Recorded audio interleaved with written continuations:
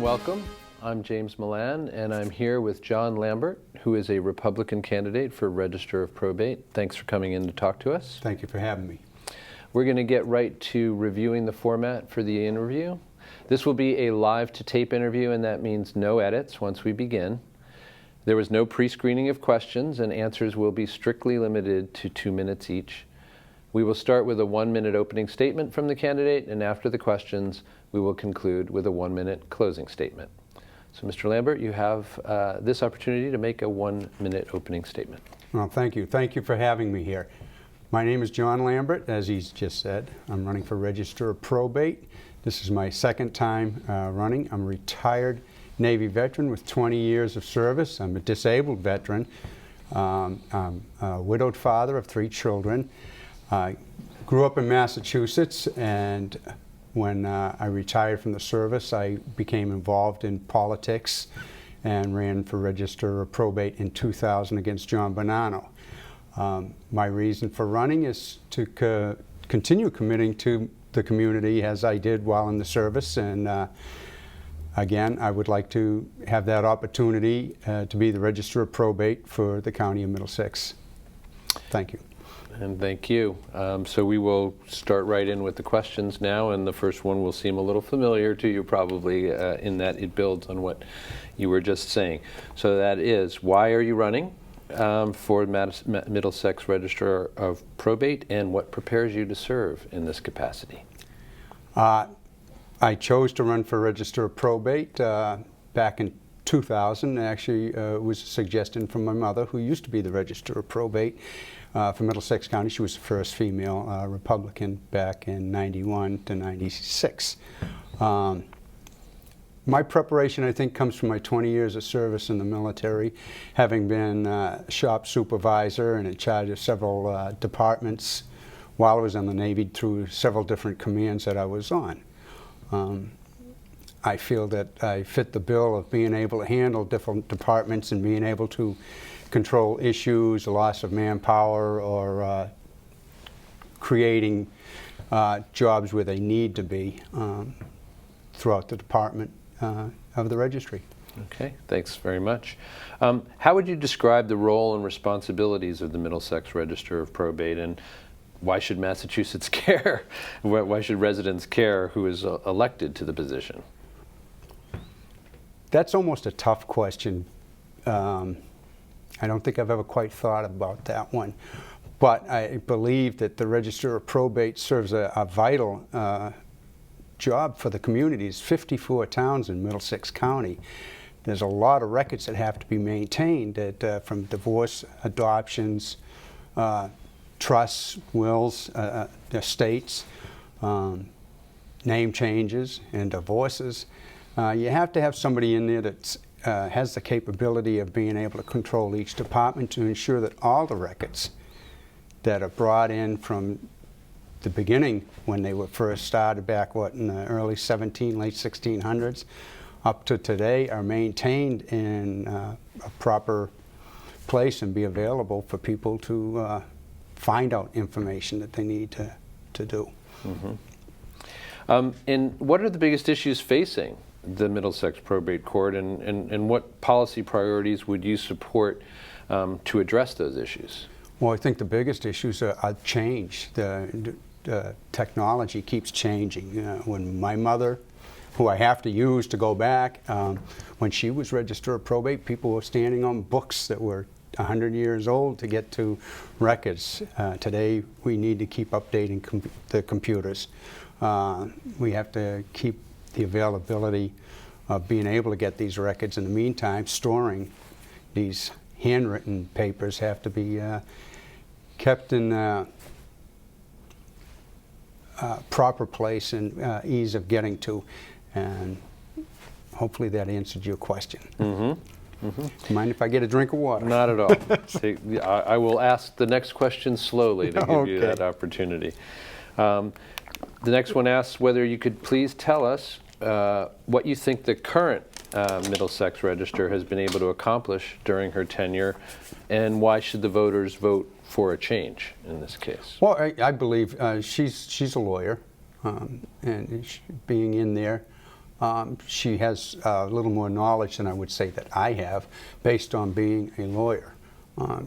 She's, I'm sure, worked towards the same thing that I'm planning to work for, and that's to keep improving the Register of Probate offices as the times are changing. Again, as I said, they had no computers years ago. Now they've got computers. It's taken time. I believe at this time, too, there's also a group of people that have been assigned to see ways to improve all the 14 registrars and their jobs and their offices, to keep up with the times and to keep up with the changes, and to ensure that if somebody goes in there looking for a record, that that record is there and is available to them. Okay. And for the next question, I can tell you in advance that if you need to get another drink of water, you may be able to, because this one goes on for a while.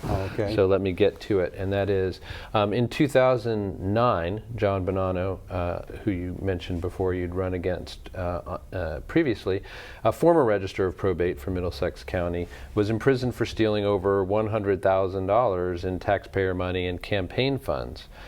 Then in February 2014, Suffolk County Register of Probate Patricia Campitelli paid $10,000 to resolve charges she violated state campaign finance rules, including one barring the use of campaign money for personal expenses.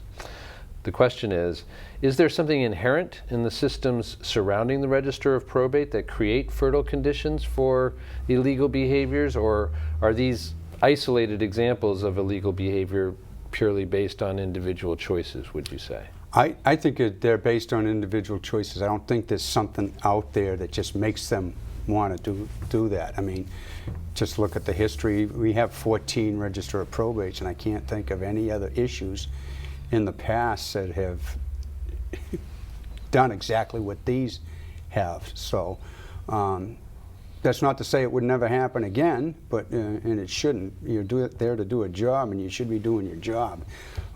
Keep your hands in your pockets, and that's it. I mean, you have to have an attitude of trust. The people have to know that you're going to go in there, you're going to do your job. Your family life is your family life, and your work life is your work life.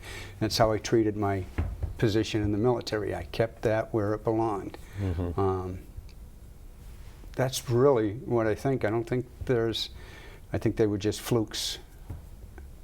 Okay, thank you. Thank you very much. Based on the Massachusetts Constitution, the Register of Probate is an elected position.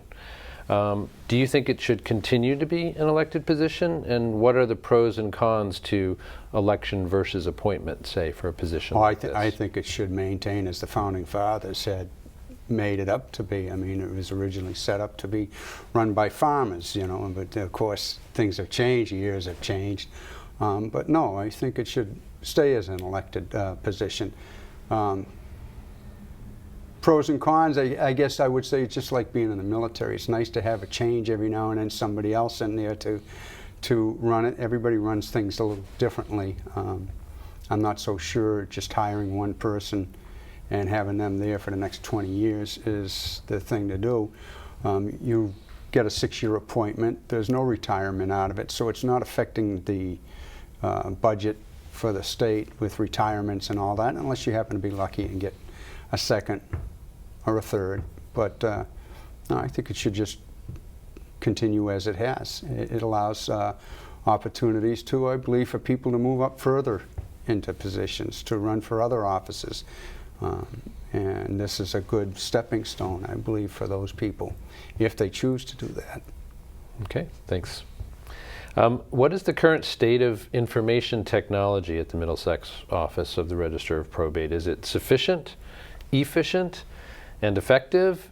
And if elected, would information technology improvement be part of your own policy? And if so, how would you fund such improvements? So a multi-pronged question for sure. Okay. Well, I think it's effective. I think they're always working towards improvements, and again, that's where technology comes into place. And also, I'm a strong believer that people should take pride in their positions. So when somebody comes in, you have to remember you work for them. They don't work for you, so your attitude is very important. Getting off of that, technology is always going to change, so things are always going to change there. Funding comes from I think it's One Ashburton Place up there. They set the guidelines of how much money that you're going to actually have in your department to run it. When you're dealing with people who may be out of work, you can't quite fill those positions until they're actually gone. So you have to keep working on the improvements. I think it's just an ever evolving situation. Okay, thanks. Please give us one example of an issue that you and your opponent agree on, and two examples of issues on which you differ, and why your own positions represent the best interests of the Commonwealth. Well, I can't answer for her. I've never met her. I actually know nothing about her, other than she made the choice to run rather quickly because she wasn't satisfied with the people that were running. So it was a quick decision for her. Why she really ran, I don't know. So I can't answer that for her. For me, again, it comes to wanting to commit to my community. I want to keep working with the changes and the improvements. I want to build up that, again, people pride in their work and things like that. But for hers, I can't really come to an answer on that. Mm-hmm. She may be perfectly fine where she's at. It's probably a bad thing to say for somebody who's running against her, but honest. You know, facts can be facts. So. Thank you, and that takes us to our last question, in fact, and that is, what strategies, to the extent that this has come up for you, what strategies do you use for working with members of other parties or people with opposing views, and what experience do you have implementing such strategies? Well, again, that's just talking with people, working things out.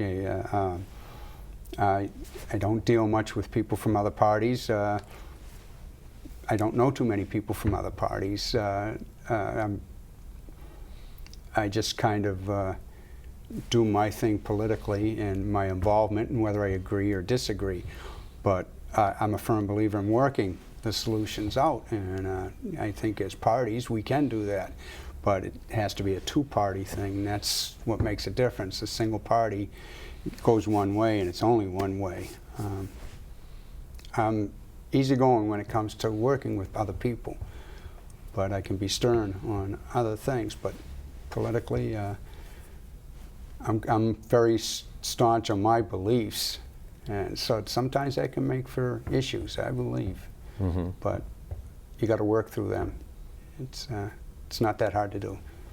Okay, well, thank you very much, and that actually brings us to the end of this part of the interview, and you now have an opportunity to make a 1-minute closing statement. Okay. Again, I said my name is John Lambert. I've taken on this position of running for Register of Probate as a serious position.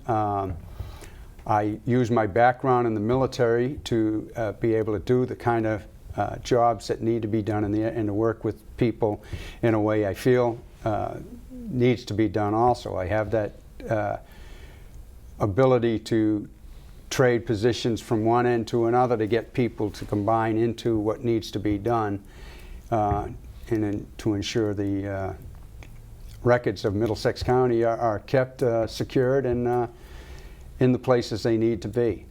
I want to thank you for hearing me for the last 10-15 minutes, and again, I thank you very much, and I thank you for this time, and hopefully you'll vote for me come September and November. Again, thank you. And we want to thank Mr. Lambert for participating in our conversation today. Please make sure your voice counts by voting at the state primary on September 9th. For Arlington Public News, this is James Milan. Thanks for joining us.